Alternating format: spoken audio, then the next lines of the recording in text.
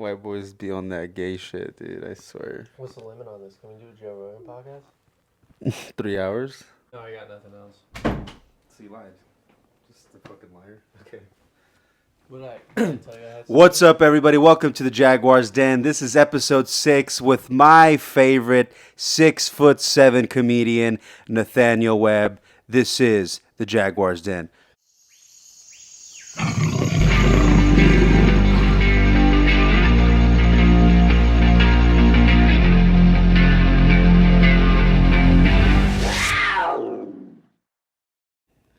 Whoa! Thanks for having me, Anthony. It's great to be here. Yeah, it's great to have you here. Comfy little office here. You're 4 beers in. Please don't do crowd work on my office. You're not going to do what Andrew Idell did and come in here and be like, oh, wow, Anthony, you have 7 Nintendo system, 3 Xboxes, Whoa. no pussy. A lot of books in here, no bookmarks. No bookmarks. You know, there's a lot of doggy tags on them. You know, the little ear thing. There's not. There's a few. No, there's not. I'm glad you finally made it to the Jaguars. Then you have been a highly requested guest, and by highly requested, I mean me asking you 4 times and you canceling on 3 of them. So I'm glad you're here for this one. Why do you bullshit in front of people like that? Because the truth is you asked me to be on it, and then you would just wither off into the night with a cigarette and a joint in your ear, and then not mention anything else. And then I go, "Where's Anthony?" And then they go, "He goes home." and then I'm not on it. Yeah. Okay. Well, that's fair. It warmed my heart at the beginning of that because I was like, people are suggesting I'm on the podcast, Yeah. and I actually felt good for a second. Yeah. I don't know why I did that. Well, it's good to show vulnerability, especially as a Caucasian male. Yes. I'm not gonna lie, dog. We're a little faded. I'm not faded. You are a little bit faded. I smell something, dude. It smells like you've been pounding beers. Are you saying I shit my pants? No, I'm saying you pissed. I can tell. didn't poop There's a my stain pants. on my futon. I didn't poop my pants. When was the last time you pooped your pants? I've never pooped my pants. Okay, let's stop the bullshitting. Please tell me when the last time. If I could really tell you shit the your last pants. time I pooped my pants, I would sing you the story. But I don't poop my pants. I peed my pants a few times. When was the last time you peed your pants? I was, I think, 11. Well, let's be honest. We're both grown men here. After you pee and you walk away from the toilet and put your pants up, you always pee a little bit. A lot of it for me, dude. I have to Yeah. wear certain. I can't wear khaki pants when I do comedy because I will have piss on my pants. I'll do a hell of a bit. I just all the way down here to my knee. I'll have pee later. You have it all the way down where? Want me to show you? Yeah. So I go pee, Uh-huh. and it goes like this, and it goes all the way down to my knee. Yeah. Sometimes there'll be that much pee, Yeah. and then I'll do what any professional does, and I'll get a paper towel and I'll go like this, Yeah. and then I'll go out in public again. Do you ever do that with gym shorts? Gym shorts. What do you elaborate? So, well, I'm leading into my question because I totally agree, or not agree, but I know what you're talking about when you have the long stream, right? You have the long little thing. It's kind of impressive. People think you have a big hog, but it's just bad aim. And if I'm wearing specific gym shorts here on the house and I'm like, working and stuff, I'll. I haven't said anything. Okay. Can I say something? You said yeah, and it was down here. Can I say something? No, I'm not done. Okay. So I piss on. Dude, hold the microphone. You never know when you might have to say something. Okay. Thank you. Be ready. Okay. Okay, so I basically piss my shorts and I just let it dry and I wear them for some time. I don't know how much time that is, but do you think I should like wash them immediately, or is it cool if I'm like proceeding throughout the day if I pissed a little on my shorts? I'll go 4 wears until I put gym shorts inside the dirty clothes. No matter what happens? I'll come in them. I don't give a shit. Yeah. If I pick them up, That's crazy. If I pick them up and I go, I haven't worn those twice. I'll pick them up and I'll put them right back on. Dude, there can be stains of 4 different colors on some gym shorts. I Yeah. will still put them on. There could be nacho cheese, cum, milk, and powder. Is that a Hot Pocket sauce? I put it right back on, dude. What? How many stains on your shorts or pants is too much before you're like, yo, I can't wear these? When I go like this, and I try to wipe it off and it doesn't come off, I go, these gotta go in the When wash. you gotta like spit on it a little bit with your nail and like scratch it off, and it's still not coming off. That's a you're like, regular I need some protocol. reinforcements. When I put on gym shorts and I go and rub it in, and then I go, it's not coming out. It's not I'll working. take them off and I'll get the new pair, and then I'll wash them. That's what I'll do. Gym shorts are an only home thing. You know Yeah, what I mean? I don't. You're not trying to impress anybody when you wear your gym shorts. No, you're just trying to cover the balls. That's all you're trying to do. Just trying 'Cause to cover the goods. You know for a fact there's no underwear underneath it. Hey, who wears underwear with gym shorts? If you do, I feel like you're a little. You support Ukraine or something. I don't know. I will say a lot of my gym shorts, I don't know if it's because of the size of my thighs, but a lot of them have holes in the crotch. And sometimes I'll be like playing video games, and my roommate will come in and be like, la da da da da da da, and I'll be like, okay, and then he'll walk out, and I'll look down, and I'll see that my balls are completely just laying outside of the hole, just catching air. Your dick know? is just laying on the balls, like Yeah. just- so what are you guys up to? Long day. What'd your roommate say? Nothing. You know, you said earlier that I had a hog, I think, or something like that. I just mentioned a hog, like having a big hog. Yeah, Isn't it not me, but I was mentioning that phrase. Yeah. Isn't it interesting that it's a hog? You know what I mean? Elaborate. Out of all the animals, it could be a sea otter. It could be a giraffe. Dude, long, that dude's got a skinny seal in penis. his pants. Yeah, that guy's got an otter in his pants. Dude, you should should see the giraffe on that guy. Yeah, exactly. But Yeah. out of all the things, we picked the nastiest one. We said a pig. And a pig's just a fat, chunky chode. And we went with hog. You know what I mean? Well, I think there's an old picture, like a optical illusion or something. There's an old optical illusion I remember seeing where this guy basically like had his legs open, and there was a piglet right in between his legs, and it looked like he had a massive cock, but it was like a piglet, just like positioned in a weird way. So I don't know if they're all like fat, gross. They're like kind of cute. Like, so that's why I think a hog, yes. Okay, wait, I'm kind of like digging myself in a hole here. No, that's all right. I'm trying to follow where you're going, and I wish you would just finish the journey before you look back, you know? Yeah, so I think where I'm going with is that maybe we should not call it a hog and we should call it a pig. A piglet? Yeah, he's got a piglet in his pants. No, let's Hey, I think like of all the alliteration. animals. That guy's got an octopus, or that guy's got a bass. Yeah, her pussy's like a canoe.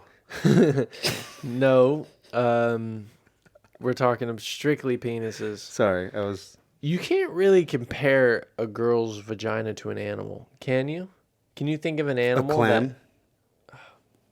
That's like the common one. You're so right. I'm You're not... so right. No judgment, ladies. It's just like, that's like the common one. Like, No, you're so You good. can have whatever you have. But, You're so right. Never find the pearl, though. You know what I mean? Yeah, hey, I'm still The- looking. Well, I feel like if women... If women saw flaccid cocks, that you could call them like a shrew or a mole. That's because that's kind of pathetic and tiny, and it has an eye and What a is dig. a shrew? A shrew is like kind of like a mole, but I think it has eyes. No woman has ever seen my cock soft. Same.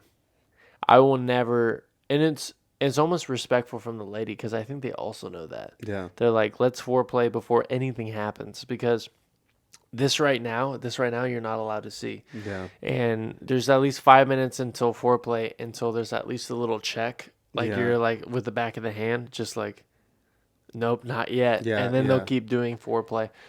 I honestly, my soft penis looks Oh, dude, I remembered something just now. what your soft penis looks like. Yeah, and a girl that saw it. Oh, so a girl has seen your soft penis. Yeah. She lied to me just a moment ago. No, I just blocked it out of my memory, and And it came back? it did, honestly. I'm so sorry, dude. It did. I didn't mean to do that It was to you. just it was a chick I hooked up very shortly, and I felt vulnerable, and I was like, we were in the shower together, and yeah, man, very, very. Oh man, makes you ever look back at a bomb and you just start cringing a little bit, or like you listen Yes. back to a set, you're like, ooh, like, Yeah. dude, that's how it feels. Woo, R.I.P.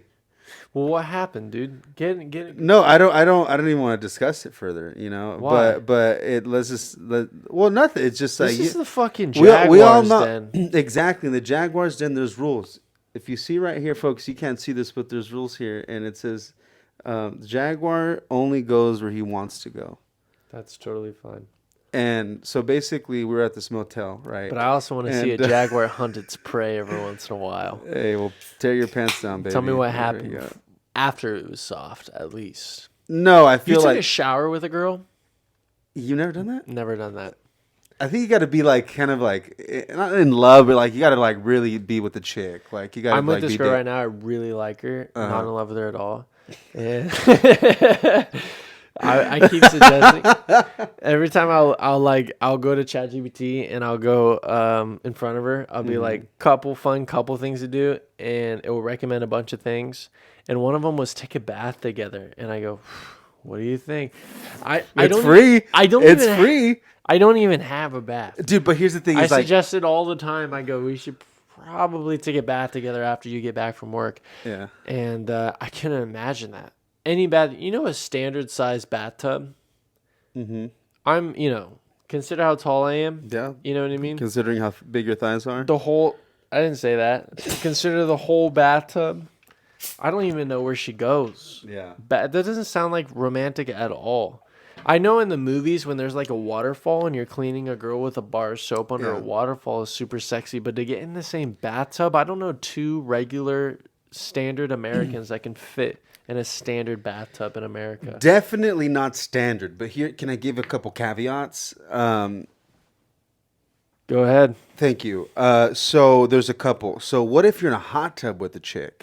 Being in a hot tub with the chick, I don't think I've ever done it. Maybe once or twice, like, I can, maybe, but it was a little hot, but also like you're kind of exposed. You can, like who's looking, so it can be a little romantic, and the other one is like if you're in a love suite or like at a hotel with like a big old bathtub, you can for sure do that. Or if you're like you're house sitting for somebody, I've never done these things, but I'm just thinking improv. And like those like heart-shaped bathtubs or like a big old jacuzzi, or you're house sitting for someone with a big old like main bedroom, and they have, because I bet your roommate has that main bedroom. I bet he has a big bathtub, and that could for sure fit Full of laundry. It's the most guy shit ever. It's full of like 90 t-shirts and a couple pair of pants. That's And I'm wild, like, bro. This guy hasn't got laid in a minute. Yeah. No, he gets laid all the time. But bathtub is full of laundry. I have thought about that. And have you ever nutted in a jacuzzi? I don't think so. I've never been like I that. did it when I was like 12, and it wasn't my jacuzzi. It was like a friend's jacuzzi. Yeah. And I was the last one in there, and everybody was inside, and I was like, dude, this feels so nice. I feel so You're relaxed. just like I'm riding gonna the little crank it. jet or what? No, I didn't ride a jet. I'm not a lady. I was cranking it like a full-grown man. And it was honestly hard. To do it underwater doesn't feel that good, but I do remember. You know what sucks is that I saw a picture of you the other day as a young kid, and I'm just seeing that young kid crank his sea otter. Oh, he cranked it. You see a young picture of a kid of me? If he's older than fucking 3, assume he's cranking it. Your hair was like bright blonde, dude. Yeah. So it's like a little fucking surfer boy, like a billabong.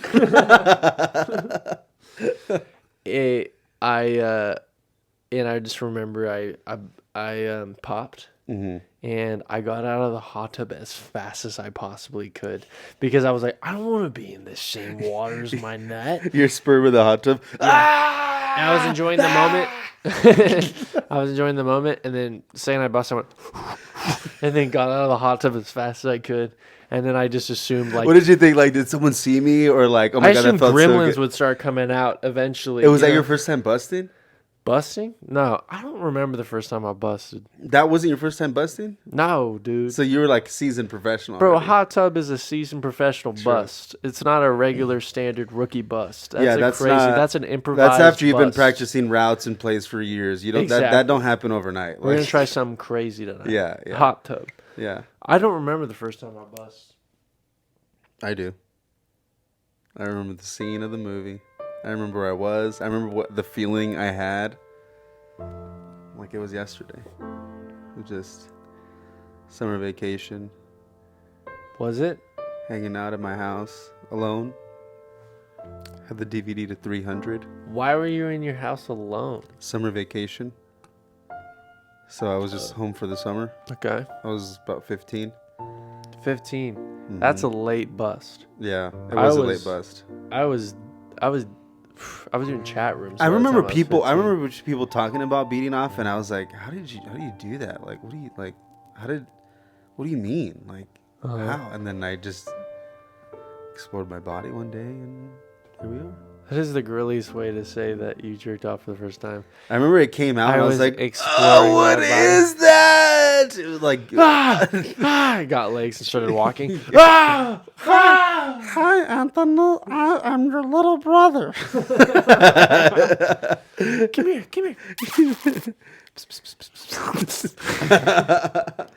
Bacon. They're running around the room. No. You stop them in their Put tracks. that down. They're already picking up knives and screws, and they're making a ruckus. They just turn into happy tree friends.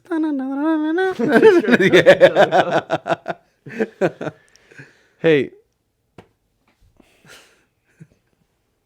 Yeah. Oh, man. Does that feel good? A little bit. Sometimes when I get a massage, I wish I had more meat on my body, and I wish I had this much. Cute. Do you know what I'm talking about? Yeah, but you have way more muscle than me. It's not just fat; it's muscle. You know what I mean? Yeah. And I bet that feels fire. Because when you do me, it's just like all bone. Either way, we did a show. Yeah. And you opened for the show, and what did you think? What are you interviewing me? What do I think? Well, it was a good show. We just got out of opening for Jim Trino, who is like Robin Williams from Oildale, a local legend in comedy. Did you write that? No, absolutely not. That's definitely Dan's writing. Oh, okay. That's definitely because Dan's on the writing. Wall Comedy Club website, we have a bio for every comedian who performs and headlines at the Wall Comedy Club, and the bio said the Robin Williams of Oildale. Or it was like, think Robin Williams from Oildale, or something like that. Wow, Anthony cooked with this one. Yeah. Just imagine you with a pen and paper and flames. With the gun, with the gun. Oh, the gun yeah. No, he's truly hilarious, and it's funny because I've seen Jim perform several times now, and every time I see him perform, I will still howl laughing. Like, and it's jokes that I've seen, jokes that I've heard. See him get like a standing ovation every time. Yeah, you know who else is kind of like that is like Dan Betts. Like when he does like a hosting set, whatever. But when he like does a headlining set, like he turns it on to another level, you know, and he can do like his other material. But Jim is still, I think, probably like top tier for like just having you roll over, die laughing, howling, and he gets the women too, and that's like the crazy part is that even the women are laughing at this horrendous in a good way shit that he's saying. I walked up to Danny, one of the door guys at the Comedy Store, and I was like, "Bro, wasn't that amazing?" And he was like, "It was kind of dirty," and I'm like, "Yeah, bro, what?" Yeah, like if anybody's like Danny Castro said that. Yeah, there's definitely. Oh, he's not wrong. He's not wrong, but also like there's some comedians where it's yes, he's all dirty, but he's perfected it. He knows how to do it. No, when it comes to dirty, he's the pro. And it's good to enjoy that every once in a while. It's similar to like a Joey Diaz, where it's like this guy has clearly lived a life that we have not. Yeah. And I will believe anything he says and what he talks about, and he has credence to do and say whatever he wants, and I believe it almost because of the street cred. Like, there's all his mannerisms, all he does, like the fucking teeth jittering, because he used to be a tweaker, and it's just like making copper wire, like, dude, everything is just so believable. That's why I think even like you have to respect it at that point. Like, you just see this performer and you're like, dude, he's so funny, he's going so crazy that it's just like I have to just submit and just enjoy it. You know, like it's there's a few comedians who do that, but it's so cool to have one that's actually local. Yeah. And me and David did a show with him at a sobriety event because he's like 20 years sober off of like basically every drug in the entire world, and that's why he has all these stories. But he kept showing videos of him on his phone because he has a picture and a video for everything and every story he's ever done on his phone. And he was talking about fireworks, and we were talking about fireworks and 4th of July. Like, he must have some crazy ones. He goes, "Oh, yeah, dude. I got, like, dude, you got to see this." And he pulls out his phone. Pulls out a phone. And it's him igniting a bomb. Like, not even a firework. Like a standard C4 explosive. and then hiding underneath a hill because it was on a road with a hill on either side, and then him laying down on the hill and then having his phone and going, all right, here we go. Yeah. This huge explosion. It takes a chunk out of the road, and he goes, wow, I feel like I was a little too close for that one. And he also, interesting story about him, he lit fireworks that were so big on his road that the fire, like the FBI were called, and they had everybody on the block evacuate his block because there was a quote-unquote bomb threat, and they went through his entire house and searched all of his shit just because he was lighting the most extreme fireworks. And he's just telling us the story, and we have to like partially believe it, and then he just shows us the pictures and videos, and then we believe it fully. Yeah. And it really makes you think, like, damn, I'm on my phone scrolling reels. We as comics will riff. We just made a lot of silly little jokes on just this little podcast. And we'll joke, make these little, like, you know, riff. Jim does not do that in a good way. In that, like, you can riff with him and he won't pick up on sarcasm. Like, he won't pick up on, like, the riffing and stuff. He'll just reply with whatever crazy thing we're saying with a true story. Yeah. And it's just like, and he has proof of it every single time. Like you're saying, like he's like, blah, blah, blah, blah, blah, blah, and then here, and you're like, you'll try to do like a silly little 5-year comic, a little riff, and I'll be like, and then the lady comes in, and then he farts and he goes, I was shitting out blood last week, and I got on a paper towel. Here, look, here's the paper towel. And he'll show you the paper towel, and it's like, oh man, this. No, the best part is that like you'll riff, and he'll just look at you like, what? Yeah, yeah, you gotta see this. Look. He's like a, I'm not gonna say a street performer, but like it's almost like a novelty act too. Like it's like something like the whole, because he stuck a nail in his nose and he sang a song at the end of his. Yeah, I mean, and he falls to the ground. He does sound effects. Like he's really like just it's like a whole act. Like well, that sounds silly. I can tell you're in your flow right now, and you're having a good time, and you're really explaining things and getting into detail. But I have a simple question, 2 of them, to be exact. Okay. 1, can I go pee? Yeah. 2nd, can I eat that fortune cookie? Yeah, go ahead.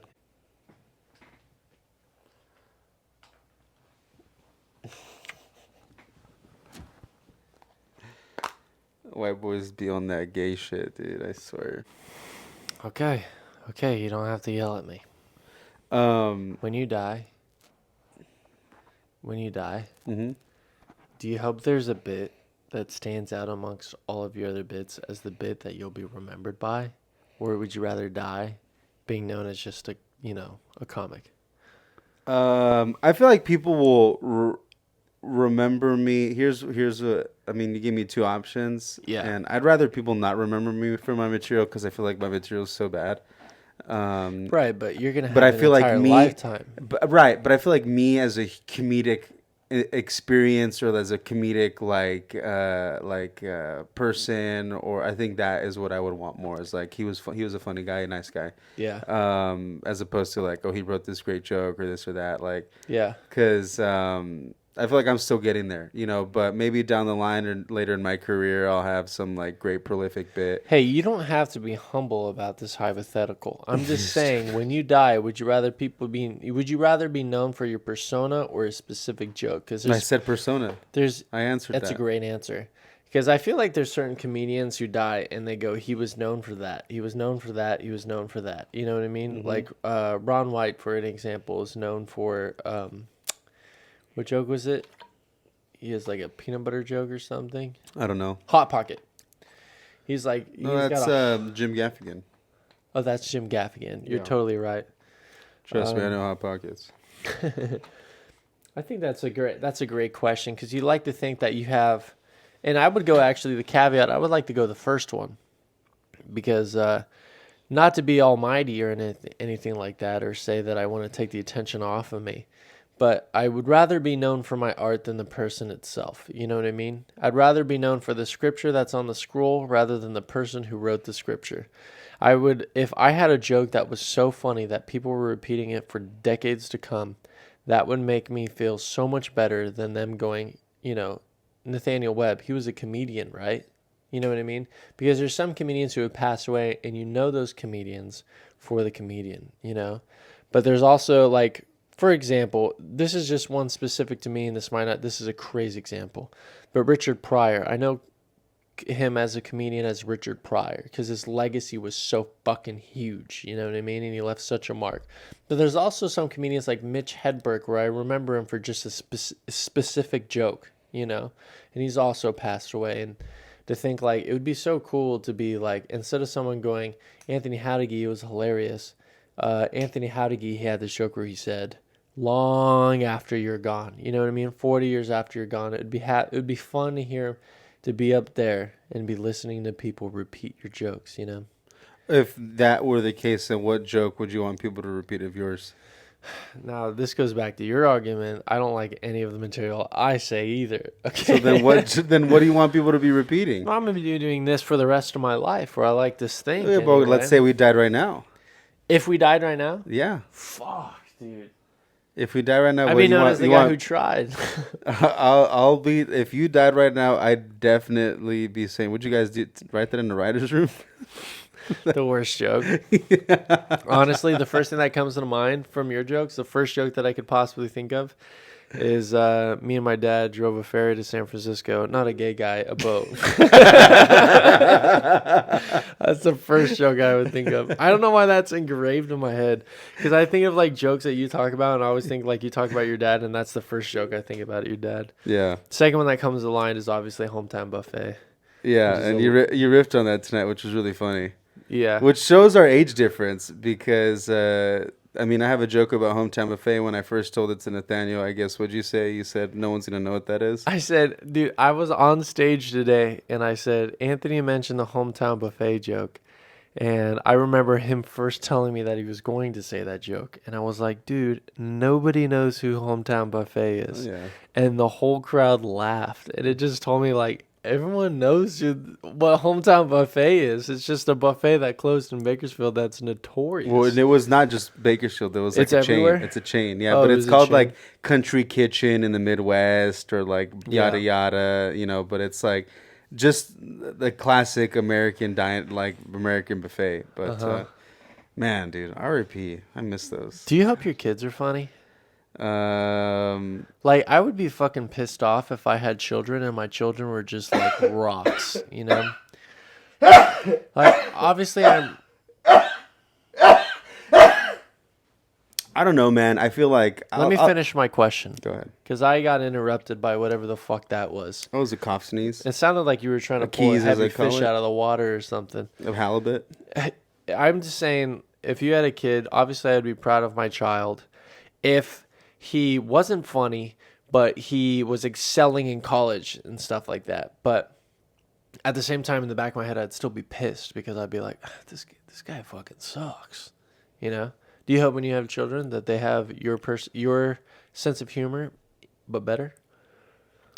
I don't, man. I don't think about having kids a lot anymore. Me neither. I don't know. For me, I'm like, I'll have the funny. Like, you guys don't need to be funny. Like, I'll handle that. Like, I'll be the father. Yeah, I'll be like, the dominant piece in this family. I don't need anybody to be like riffing like me. Like, they're gonna deal with it or God, not. that'd be so sick though. Like, just kind of like, I'm sure Jim Trino's like a force in the house, but I don't think his kids are funny. Like. Like, I feel like I like the uniqueness of the personality that is a comedian, and I hate to make it sound, but like, because there could be rarely people that don't do stand up that is the comedians of the family, but I don't know.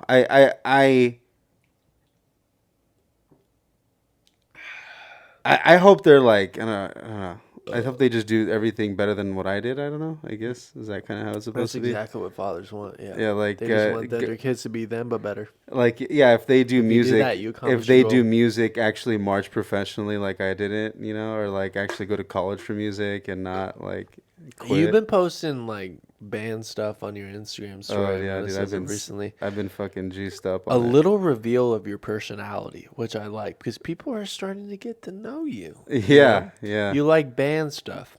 Yeah. And you'll post on your story, and it will be a guy in tights or a woman in tights, and she'll have a trumpet, and she'll be like,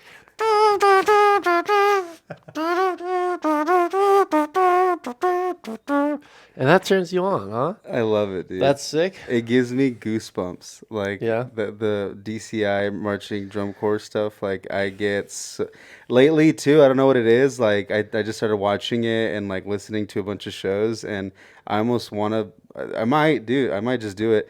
Go buy a ticket to the finals for my birthday in August. If you had, which high school did you go to? Foothill. Foothill. I went to Tehachapi High School. I'm sure you've heard. Yeah. I've always thought about like going back to Tehachapi and like practicing with the seniors. Yeah. And then being like, if you can't even beat me, you can't go to college, buddy. Yeah. And then just like big dogging all of them, kind of in a cringy way, but also like I'm him. Yeah. Like popping a Zin before the game. Yeah. Like, Have you ever thought about like returning to Foothill and being in like telling the band like, come on, I guys. did. You did? I did that after high school. Really? How'd Yeah. it go? It was great. What'd you tell them? Well, not like that specifically, but I was still friends with a lot of people in bands. So my first year after high school, they called me back to play drums for the jazz, like a jazz show. Oh, that's cool. So I went back as like a super senior and as like an on-call drummer, and I played, and it you was were a a great. drummer? Yeah, I thought you were a trumpet player.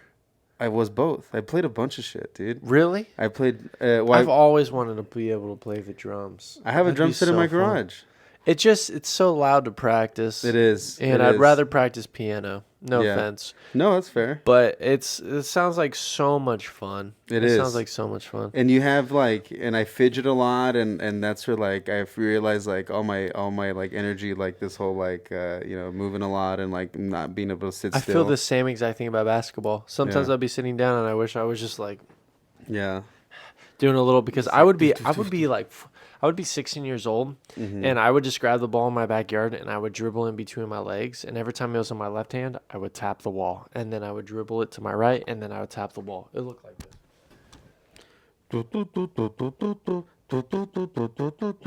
Yeah. You know what I mean? Mm-hmm. And it was just like, it was a jittery impulse, and I just practiced, and it felt good, and it felt Yeah. fun, and it felt like I was being productive. It's such an easy way to feel productive. Did you and then get out bec- a lot as a kid? Yeah. You went and played at the lake and shit. All the time, dude. Oh. I was definitely an iPad kid.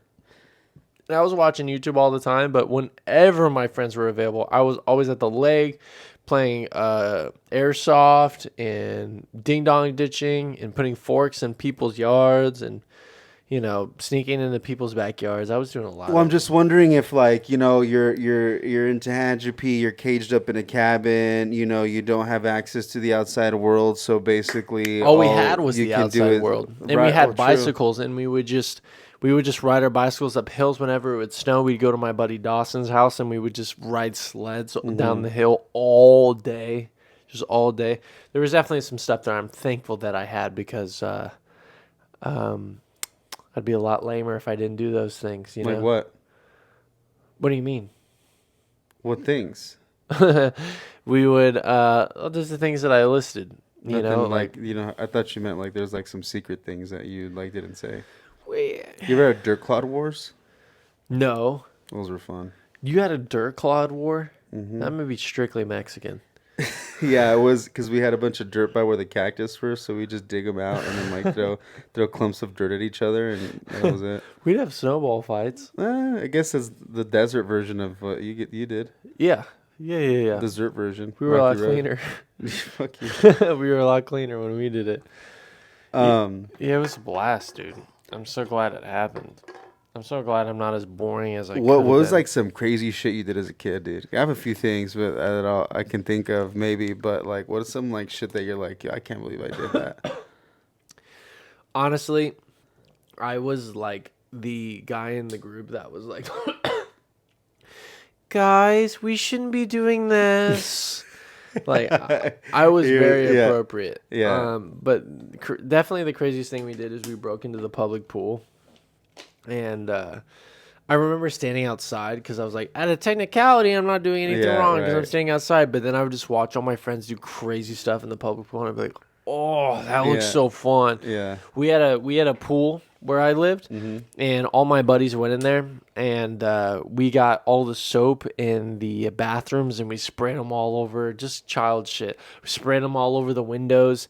We went into the main office where the lifeguards check people in, and all they had was Spotify open, and we typed in Spotify the guy we hated the most in high school, and we typed his full name. His name is Trevor, blah blah blah, and we typed in Trevor, his full name, and then a random password to make him think that he broke into the pool. And then the craziest thing is my buddy tore the fire extinguisher off the wall and then just started spraying it everywhere. And I was like, dude, what are you doing? Yeah. And there were cops that patrolled the whole area just to make sure kids weren't doing what we were doing. And we would just hide in sagebrush and bushes and wait for the cops to go by. And I'll never forget, there was this one time when we just exited the public pool. We did it a few times, and the third time everybody got arrested and I didn't go, which was awesome. Yeah. But the first time we didn't get arrested, and there was a cop who pulled out a spotlight and just started scanning, just like all of the empty space. What were you guys doing inside when they were scanning? Or like we left the pool by then, and we were just walking back home. We had a mile of a walk to get back to our home or where we were spending the night. And we were just trekking through sagebrush and whatever golf course we ran into, and kind of like where you showed me the other day. Yeah, just like randomly walking through that shit. Yes. Okay. Randomly walking through that, and I remember cops would stop, get out of their car, and just spotlights and just scan the entire sagebrush and to just look for kids like you, me, and my friends. And I'll never forget one time a cop was searching for us, and we were all just in the sagebrush like, what the fuck are we doing? We're going to be in so much trouble if we get caught. And my buddy Evan goes, watch this. And then grabs the fire extinguisher and just goes and sprays it into the air and makes this giant smoke cloud. And we all just book it. We all just run as fast as we can. The cop starts running down to see what's going on. And we all escape. None of us get caught. Yeah. And we all run away and then get back home. And then we just go, oh, that was crazy. And then I went the second time, and the third time they installed cameras everywhere, and all of my friends got caught. And I didn't go. And the cops showed up at all of my friends' doors, and they all got misdemeanors. It was wild. And I didn't get one, thank God, because I didn't go the third time. Good kid, being a good kid. How old was everybody? Range from 13 to 16. So they really all got arrested? They went to the Tehachapi jail or what? Like, My buddy Nick Miles, a cops came to his house and they interviewed him and they told him to tell him everybody who was at the pool. Wow, so he snitched. And he just spilled. He told everybody's names that were at the pool. And I'll never forget, my parents came up to me and it was like, all of your friends are going to jail because they broke into the pool. Did you do that? And I was like, no, I didn't. No, I didn't. Pulled out the iPad with the straw chocolate milk. You're like, went the first two times, but I didn't go the third time. Man, I lucked out. I was a good kid, man. I was really a well-behaved child. And so when did it turn? Sometimes I wish I wasn't. When did it turn? What do you mean turn? When did you become a bad boy? Like I'm never a bad boy. I'm still a good boy. No, you do some crazy shit now. Actually, you're right. No, you're pretty like. I'm a good boy. You do like the normal like college age like fucking shit where you're drinking. I got a text today. That reminded me of the nastiest thing that I did. Eat that girl's pussy. And I got flamed for it. No, I had Ivan Sanchez text me, and he texted me a picture of this guy, and he said, do you recognize this guy? And I said, yeah. And he said, type shit. He said, you guys... And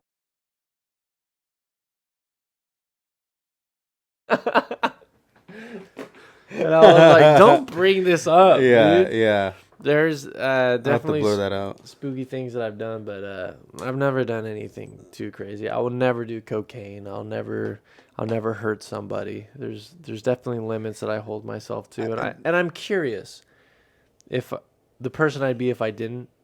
But I'm a full-grown adult. You know what I mean? I can't be going to jail. You know, I got finances to worry about and stuff like that. Yeah, and I feel like that's like good parenting. You know, like they nailed it. You had, you know, your parents are there, your dad's, you know, you have a good relationship with your dad. Like, you know what would happen if you did coke and you got busted and how embarrassing that'd be and like That has nothing to do with them, to be honest. It's just because I've seen the ruckus that comedians who have done Okay, coke never have mind. made in the scene. Sure. I started doing comedy when I was 17. When I saw everybody just losing their minds on cocaine, that was like the thing. I was like, okay, I should never do this because it would probably be my favorite drug ever. Yeah, I don't say I fantasize about it, but I fantasize about it all the time. but I feel like it could be so easy to just fucking like, you know. Coke would be awesome. Nah, I don't know. I already have like the reason I smoke a lot of pot is because it I already have so much like fucking like, you know, I'm fidgety, I'm fucking like moving around. I got it, but you know, I feel like if I did coke, it just like I'd be like fucking really off the wall, dude. Like really tripping, like Yeah. really talking a lot, really paranoid, like you know. And Uh-huh. so I'm like, no, thank you. Dude, I get paranoid off all the regular drugs. I get paranoid off of Zins and weed, dude. Yeah, I can that's only just- imagine that's- what Coke would do to You're an me. anxious person. Whoa. No, Yeah. are If- you? When I do drugs, for sure. Oh, Yeah, but you're I not just get an way anxious too real. person in general. No. No, I don't Oh. get anxious in real life unless I do some kind of... What scares you? Scares me? Yeah, I think I know this. What is it? Spiders?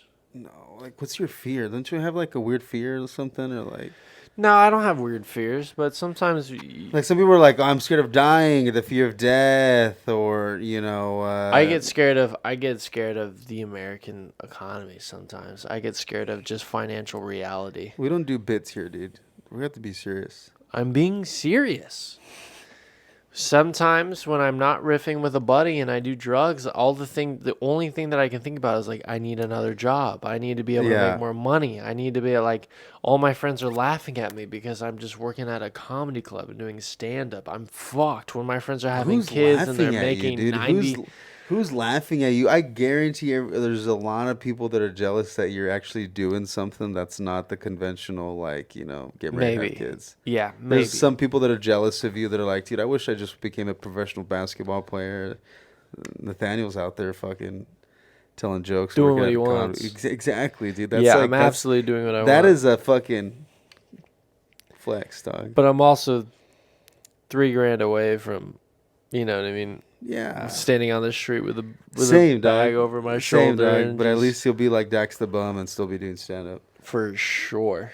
For I sure. don't know. Nothing makes me as happy as this. So if like Alex Woody, I talked to him and he was like, "Yo, if you had like $1 million, like, would you still pursue stand up?" I'm like, "Yeah, it would just Yes. make it easier for me to Yeah, do it." and I could just do it whenever I want. And he's like, I was like, "Would you?" He's like, "No." He's just like, "No, I'd That's meat and be like potatoes. fucking hookers and doing coke and like." Yeah.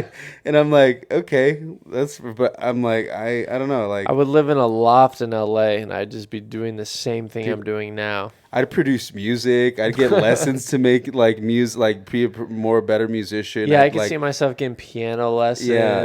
and Like all not types dude, of- not knowing that you don't have to work or anything. Like you Yeah. can really pursue every aspect of yourself as be a giving creative. people money, Yeah, dude. telling Fuck, people to suck my opening dick. theaters and shit. Like I'd Yup. have my own comedy club and just like work out material and like Yes, dude. paper the room. I don't know. Oh yeah, that feels so good, dude. But I mean, that's not reality, and I feel like the mental frustration of always being in this struggling position is also what makes us strive harder, you know? Because I do feel like a billionaire wouldn't be as funny because he has everything laid in front of him. Alex Woody has a great point. If you were to make a bunch of thousands and if you had so much money, you didn't have to worry about these things anymore. You'd be so much less motivated. But a lot of the motivation that you and me seek is that if I get good at this, I can do it for a living and I can make good money, you know?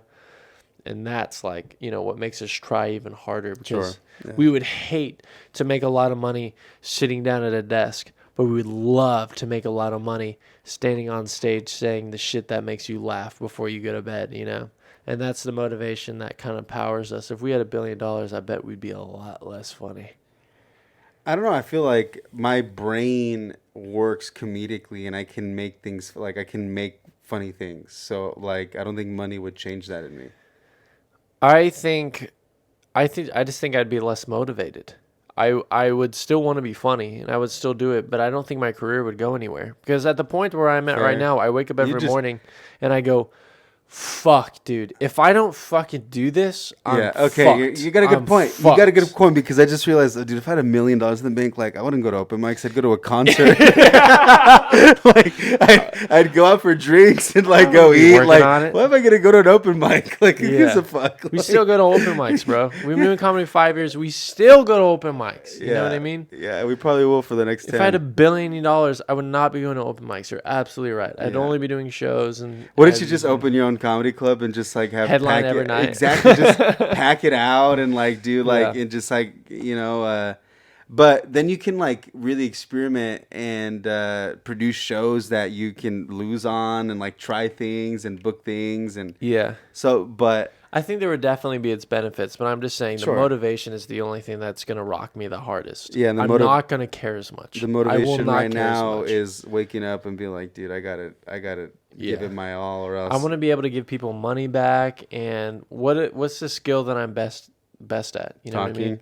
Number 2 is editing. Number 1 is talking Yeah. on stage. That's Yeah. my best skill. I'm so good at that. Mm-hmm. And if I fuck this up, I'm We screwed. gotta go back to editing. Then I have to go back to editing and Yeah. working for people personally and stuff, or just doing a 9 to 5 job or working at a restaurant. Yeah. To have that be like the losing factor would suck. If you're a billionaire, there's no losing factor. Yeah. There's nothing that you have to go back to if you fuck up. You know what I Yeah, mean? dude, you'll be But like, if you and me fuck yeah. up now, we're not allowed to do what we're doing. Fair. And it makes us need to do it and try it as hard as we possibly can in order to achieve it. And that's just. I'm very facts. impressionable. I don't even know if that was a good argument or not, but you fooled me. I mean, I believe you. I think it makes sense. Like, yeah, I don't think not. I mean, I'm barely. If I was gonna get $1 motivated billion now. from somewhere, you can have it. All right, I don't Yeah. even need it. Let me struggle. I'm struggling to find motivation right now. It's For what? you and me. I'm for comedy. I write every day, but only for an hour. I wish I did it for 5. You know what I mean? And it's like the only reason why I'm getting higher and trying better is because life is just only getting scarier. And if I wasn't scary anymore, I would stick to routine. Just write a little bit every once in a while, say whatever the fuck I wanted on stage. I'd be a ruckus. I'd be a Yeah. ruckus. What do you like? Are you struggling to? Because you say you write every day, but like, are you struggling to find the next step or like what's the next move or what do you mean you're struggling? I with think the motivation? further you get into the sport, obviously the more complex it gets. When you're doing stand-up comedy, when you get over the hump of like, okay, I have 30 minutes, I can headline or feature, whatever, and I'm just about that point where I'm headlining every once in a while at shitty dog shit shows, but I also have no say in any club, no say anywhere, Then you have to get into the nitty gritty, the specifics. I need to be so good. I need to be so good at this craft that everybody remembers when I walk out of the room. I need people to understand that when they're driving home, they go, wow, the material that he said and the language, the way he performed it and the direction that he went is way smarter than I ever could have thought, And then when you get to that point and you have to write in your notebook a joke that's so good and performed so well that it's leaving an impact on people, that takes a lot of focus and, you know what I mean? Because I would say that I've gone to the point where I'm silly, but I'm not a great comedian by any stretch of the imagination. I've gotten to a point where I know that I can go to an open mic and do well. I'm not worried about that. But the factor is, can I go to a club and be the best one there? Absolutely fucking not, other than the club that we work at. If I went to any of the huge clubs in LA, I would look like a goof. And then I see those people with really well written material and the perfect way to say it and the perfect character to, embody it. And I see shit like that, and it's like, dude, I need to focus. I need to find out, what are the topics I want to talk about? How am I going to change people's lives with the words that I say? And, I'm not nervous on stage anymore. I'm not worried about whether or not I'm going to have enough material. What I'm worried about is how phenomenal can I be? How great, how undeniable, as Julian would say, when you walk off stage and people just go, he's fucking hilarious, without a Like doubt. Jim. I don't have that effect yet. I don't have it. And when I'm writing in a notebook now, I'm trying to achieve that. You know what I mean? I'm trying to achieve the factor of like, okay, this guy is so funny. So funny. And that's definitely, when you get into specifics like that, it definitely, the difficulty rises, you know? Yeah, that makes me want to quit. Yeah. Or it makes, you It's know what? intimidating as It fuck. makes me want to alter what my vision is. And what I always saw for myself was always writing for television and being in a group of writers, like, and just having that like be my job, where I'm a funny guy and I can write bits and write stories and write direction and type scripts and stuff like that. And when I started doing improv, it was all to be like, yo, because in 2016 I took a class with the executive writer and producer of The Big Bang Theory, and I got to know him a little bit. And he was basically like, if you want to write for TV one day, you need to do A, improv, or B, be a stand-up comic. And that's the only way to write comedy television, you know. Yeah. So I feel like because of that, in 2016 I altered every trajectory of everything just to kind of get there. And since we've been doing stand-up, I've been enjoying it, and I've been loving it, doing it alone, and not having to worry about writing with other people, and it being awesome. But it's also very hard to write alone and not have be able to bounce things off of people. And that's what I always love, the collaborative writing of sketch and Absolutely. screenplays and group writing and stuff. And that's why I write with you a lot. Like, it helps me just like kind of get back into the whole like collaborative writing, like write for your own voice, write your own script, but you do it with other people. And the more I do stand up, the more I'm like, dude, I don't know, could I write an hour just by myself? Like, Yeah. can I write 30 minutes of a new thing? Like, that's so challenging.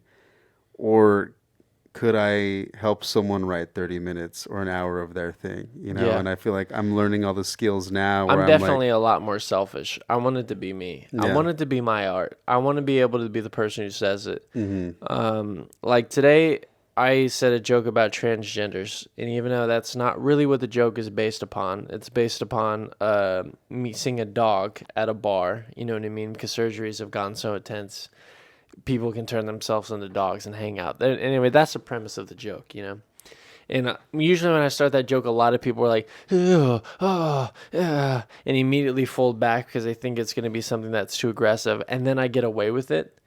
That just makes me feel like I'm talking about an actual subject, a thing that's happening in day-to-day lives that I figured out how to make people laugh at. And that's such a wild feeling of like, okay, this really feels like I'm writing to the point where I'm maybe not changing people's opinions is not what I'm going for, but more or less like you're a thinker, you're a talker, you're a philosopher, you know? And even though I'm talking about something so stupid, you know, at least people see the words that I'm saying and they're like, holy shit, I never thought of that. I never saw in that perspective, you know? That is such such an inspiring thing too, because we're not just stand-up comedians. We're not just trying to make people laugh, but we're also trying to paint a picture. We're trying to draw art. We're trying to make them look at a painting and then go, holy crap, how did they paint that? Where did they start, you know? And just to baffle people with that kind of skill, or inspire people with that kind of skill. I want everybody in the world to be stand-up comedians. You know what I mean? I want everybody to be like, oh, that was fun. I want to do that. And hopefully I can start writing material like that in the future that actually has that impact and that Yeah. effect, because a lot of the jokes that I still have, they're like 2 years old and they're about, you know, getting pussy, or, you know, Farting. farting, or getting fired from a school, as every Yeah. comedian has a joke about, or dating or something like that. Hmm. Get the fuck rid of all of that. I'm trying to talk about shit you never heard before. And when you're writing that, there's definitely another level of difficulty. And I want to be able to achieve that soon. And I think I'm on the cusp of it. And hopefully I can start writing material that I really enjoy and really can start Well, being proud of you're myself. definitely on the precipice of finding your voice. I feel like you have so many bits that are so similar that they're all kind of like there's like a through line for like your style and the way you set things up. And I see it. So I definitely feel like, yeah, you're on the cusp of it for sure. And I think I'm going to be on the cusp of it for the next 5 years. Yeah, But I if mean, I can well, fucking the cusp is you finding it more and more, and then it just getting more like, at a certain point, every joke you say will just come out like that. yeah. But right now, it's like every other one is coming out like that, and like they're the ones that come out like that are like the transgender one is like it's coming like the gravity one or the the whiteboard one, Yeah. that one, the gecko one, like they're all kind of like in the same type of vein. The fucking the woman finding the woman saying that trauma dumping, like they all have like the similar type of you know rhythm, Yeah. and I feel like for me I have like real short jokes, a lot of little short stupid jokes, and that's just my sense of humor is like I like short. I don't really like a long elaborate thing, like I get bored, I can't think of it, like I just like short quick jokes. Yeah. But I can tell longer 3 to 5 minute jokes, but I think my wheelhouse is like those 1 2 minute jokes, like But I can tell both of you and me are writing material as of lately that are impressing ourselves. Things that we've never I think we're said before. performing it and impressing ourselves too. Like today, Yeah. right? Like we were talking after the show, like we slowed down, we let the setups be the setup, and the punchline was just a punchline. We We weren't let trying to people rush. giggle in between sentences, and we just rode the wave. Mm-hmm. And I that I was smiled more. I didn't do the laughing at my joke thing, but I would like smile and like a little, just a slight giggle. genuine laughter instead Yeah. of Instead of genuine performance laughter, laughter. instead of really leading the people to laugh at what the joke is, Uh-huh. But I think that's what we're just getting more mature, and like, yeah, we do have all these stupid pee pee caca jokes or teacher old getting fired jokes, but Farting at a petting zoo. at least we're telling them a little better. And I think that practice is gonna make when we find our voice, it's just gonna come inherently. I hope so, yeah. No, it's gonna happen. It's not hope. It's just this. We're in the process right now. We're just a few years ahead. We're still in it. And it's just like I couldn't imagine that I'd be doing a joke from the first year I did comedy to now. I thought I was gonna be like all prolific and shit, and now it's like, oh, dude, like I'll take what I can get. But.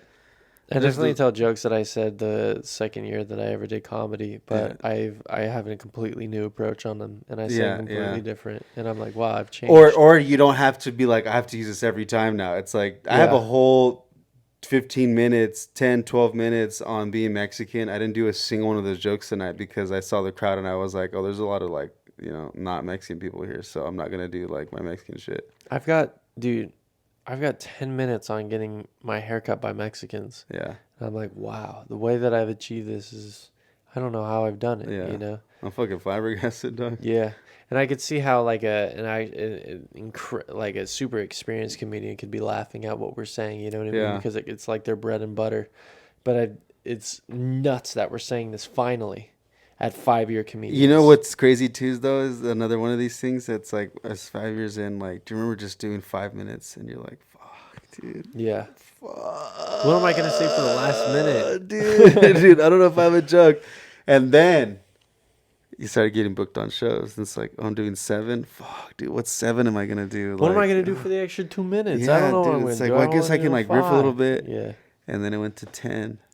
Yeah. And now it's like, yo, like, and then it went to 12, and then it went to 15. And now it's to a point where it's like, dude, if I get booked in 15 minutes, it's like, man. That's an old 5-minute set. I'm like, what am I gonna work on? Yeah. Like, how much new material am I gonna fit into that 15? I'm barely gonna get to the point of warming up. Exactly. Excellent point. And now we're both sitting around 20 to 30. I'm probably more 20, 25. You're probably 25, 30-ish.